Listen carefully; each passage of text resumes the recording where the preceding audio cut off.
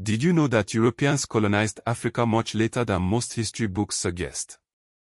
For centuries, a narrative has persisted, painting Africa as a dark continent devoid of history until European contact. But this is a dangerous myth, one that erases the vibrant, complex, and influential civilizations that thrived long before the scramble for Africa. Today, we're diving deep to uncover the truth about African history, revealing the empires, innovations, and resilience that have been deliberately overlooked. Let's start at the very beginning. Ancient Egypt, or Kemet, along the Nile River, unified around 3100 BC. But Egypt wasn't an isolated phenomenon. Just south, in what is now southern Egypt and northern Sudan, Toseti and Nubia had complex societies as early as the 4th millennium BC. These regions were not separate but intertwined, influencing each other through trade, warfare, and cultural exchange. The Kingdom of Kush, rising around 1070 BC, became a major power centered at Nopeta and later Meroe. For a time, Kush even ruled Egypt. The 25th dynasty, from 744 to 656 BC, saw Nubian kings like Pi, Shaboka, and Tahaka on the throne of Egypt, revitalizing its art, architecture, and religious practices. Moving east, the Aksumite Empire in the Horn of Africa flourished from the 1st to the 7th century CE. With its own coinage and extensive trade networks across the Red Sea, Aksum was a major player in the ancient world, even adopting Christianity as its state religion. Further west, the Ghana Empire emerged in the Sahel region by the 9th century. This powerful kingdom controlled vital trade routes for gold, salt, and other goods, amassing wealth and influence that extended across West Africa. In the 13th century, the Mali Empire rose to prominence under Sundiata Keita.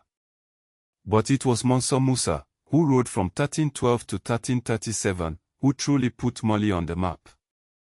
His famous pilgrimage to Mecca in 1324, with a vast entourage and immense quantities of gold, dazzled the world and showcased Mali's wealth and power. The Songhai Empire then dominated West Africa in the 15th and 16th centuries, especially under Sunni Ali and Askia Muhammad I. Songhai built upon the foundations laid by Ghana and Mali, creating an even larger and more sophisticated empire. Timbuktu, a city within the Mali and Songhai empires, became a renowned center of learning and commerce. The University of Sanko attracted scholars from across the Islamic world, fostering a rich intellectual environment.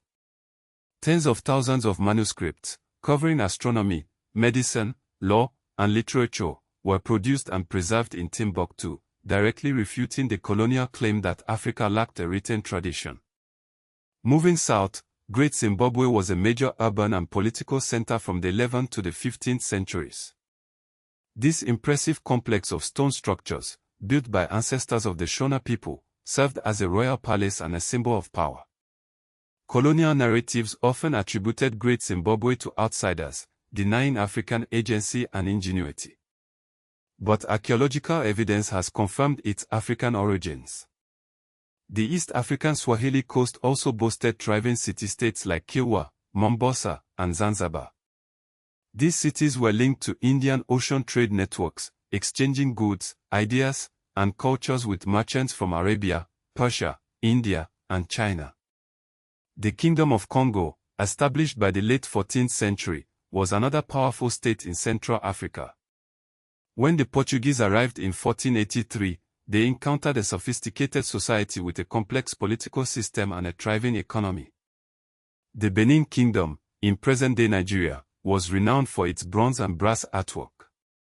These intricate sculptures, depicting kings, queens, warriors, and other figures, provide valuable insights into Benin's history and culture.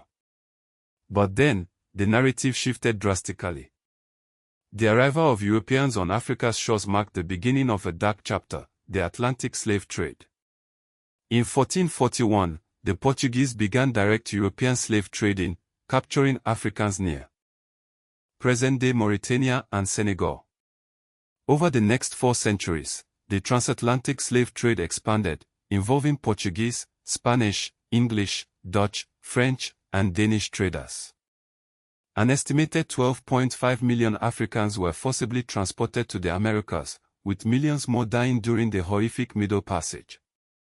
The impact on African societies was devastating, disrupting social structures, fueling conflicts, and causing immense suffering. It's crucial to remember that slavery existed in some African societies before the Atlantic trade.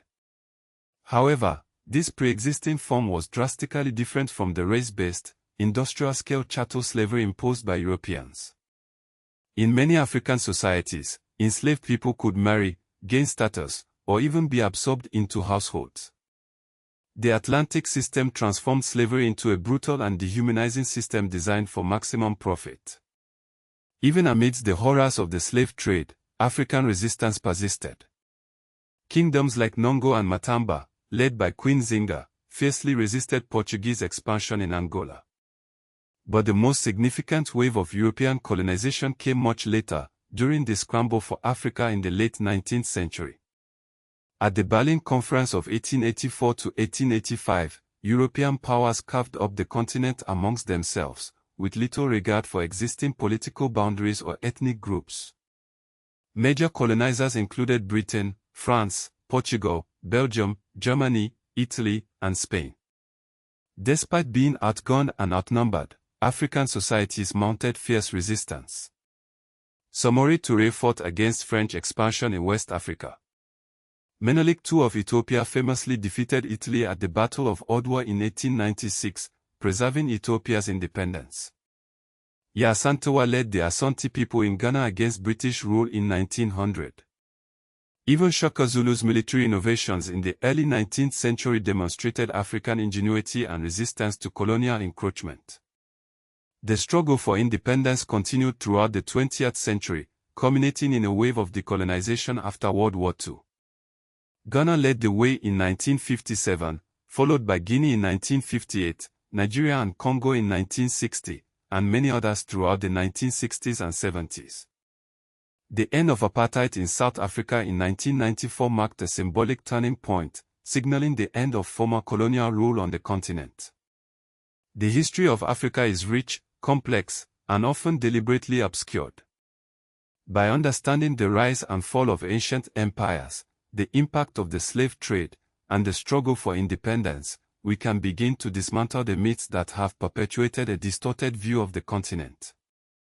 This is not just African history, it is world history, and it deserves to be told accurately and completely.